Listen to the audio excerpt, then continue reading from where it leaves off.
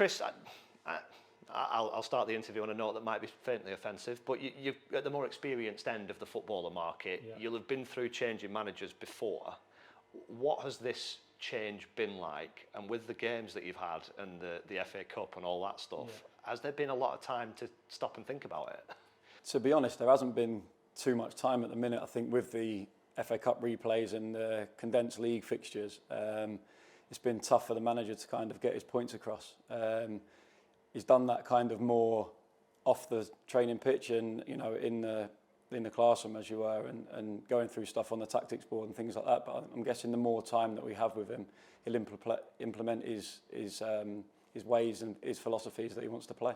What does it say, therefore, about this group of players and the work that Andy Taylor and the staff did in the kind of in-between period, that you've been able to get good results and play pretty well and be in a position where you must be reasonably satisfied in that kind of in-between period? Yeah, definitely. I think, you know, massive congratulations has got to go to Tails and the staff. Obviously, without a manager of the head of the staff, it can all, you know, sometimes be really tough. But they did a fantastic job, and we've got a great bunch of lads here as well that all stick together and are all pushing in the right direction. You know, our aim at the end of the season is to be right up there for promotion, and I think it could have been a difficult period, but I think we dealt with it well.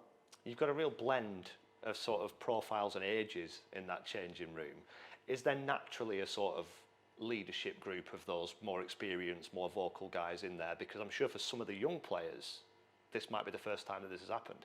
Yeah, definitely. I think us experienced lads, there's probably, you know, 5 or 6 of us, 30 or coming up to 30, that we've seen this a lot in football, and we've kind of guided the youngsters through this, and you know, it wasn't too long, it was a few weeks, and we got the new managers come in. But I think, like I said, we just stuck together all as one and pushed in the right direction. You've had the FA Cup, which obviously didn't end the way that you would want it to, but taking Gillingham to a replay and playing the way you did, there's absolutely no shame in that. You've had the trophy as well. As far as the league's concerned, what's your view on it? You've got those games in hand, but in this circumstance, people say, well, we'd rather have the points on the board. How do you feel about where you are at the minute? I think for us now, it's a cliche, concentrating on a game at a time. You know, we're going to have a condensed fixture period now where we've got a lot of Saturday, Tuesday games, and I think if we can get in a good run of form, which we have been, we can pick up the points, and, you know, the points will then go onto the table very, very quickly. And we know that if we do win our games in hand, we will be right up there where we need to be. With or without those cup games that we touched upon, you're on a winning streak, aren't you? You're on a run of positive form. Yeah. How do you maintain that? How do you keep that up when you are going to have a game every 3 days? Yeah, I think that's one thing that the gaffer has instilled in us, is we've got a little bit more freedom to go out and play, and if we do make mistakes, then so be it. He's not too fussed. If we're trying to do the right things and implement his philosophy, he's happy. And I think if we can do that, you know, on a Saturday, take it into a Tuesday, into a following Saturday, we'll pick up a lot of momentum going forward. He's talked a couple of times, even when I've spoken to him, about that sort of ruthlessness, that cutting edge, that killer instinct. Yeah. Is that something that you're seeing changing in the course of even a few days? Yeah, you can see that already. You can see that he wants the winning mentality. He wants us to be winners, and I think winning fixtures kind of breeds that confidence as well. And I think if we can win games over the Christmas period, going into January, February time, then we'll be right up there where we need to be. As far as this weekend's game is concerned, welcoming Alfreton here, I think only one team's come here and beaten you this season in all competitions.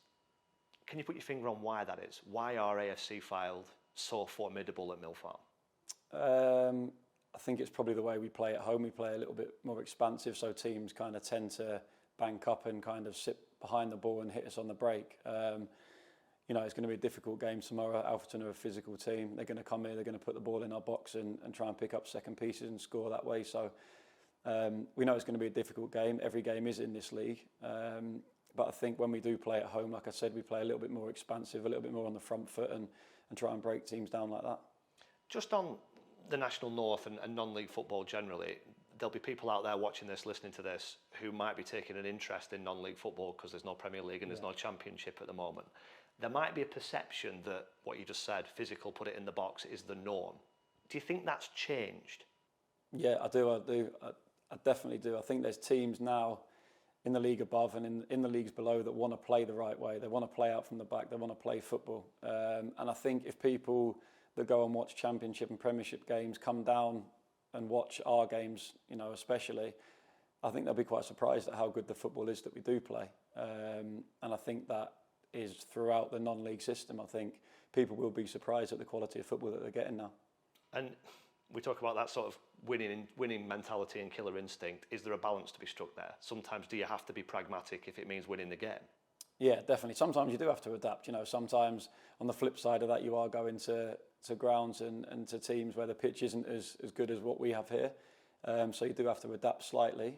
But our philosophy and the gaffer's philosophy is play as much as we can and try and win in the right way like that.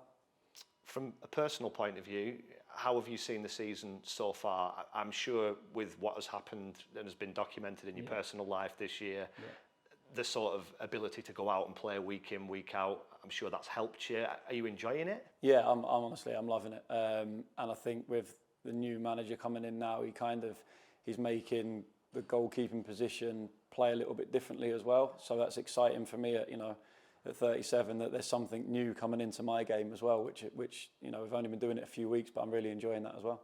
I've spoken to a couple of sort of players in this area of age and experience recently, talking about almost going through a second phase of wanting to learn.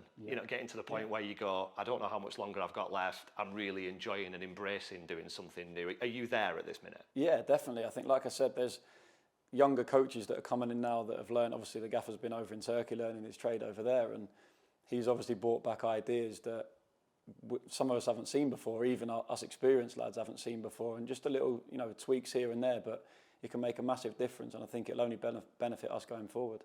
And that enjoyment of playing, does that give you something more? Does that idea of, relishing every minute, does that make you get more from it? Does it make you a better player, perhaps? Yeah, it does. I think with the group of lads we've got at this club especially, we all know where we want to be.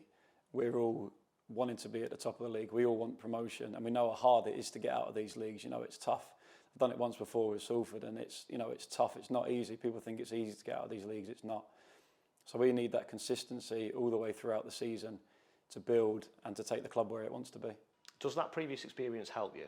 The sort of weight of expectation of people will have looked at Salford City and they'll look at AFC Fylde and say, you should be up there. Yeah, I think sometimes that works against us, though. I think teams, when they come here or when we go to their, it's one of their bigger games of the season. You can see the attendances start to creep up when we go away to teams like that. And we've had to learn very quickly over, the last season or so that it is Teams Cup final when we go there, and we need to be on it every single week when we go and play. And if we're not, we'll get punished. So that's what we've had to learn very quickly over the last especially this season and last season as well. And of course, the expectation placed on the club from within. The chairman's the most ambitious man around, isn't he? Is that something you get used to, those standards being set so high when you look at the surroundings we're in and what's happened before? Yeah, I think when we've all signed for the club, we know the chairman's ambition, where he wants to be. You see the facilities, you see the club. The club's been in National League before, one game away from being in League Two. So that's where the chairman wants to be, and that's where we all want to be as players. We want to be as high as we can, and hopefully we can get that come the end of the season.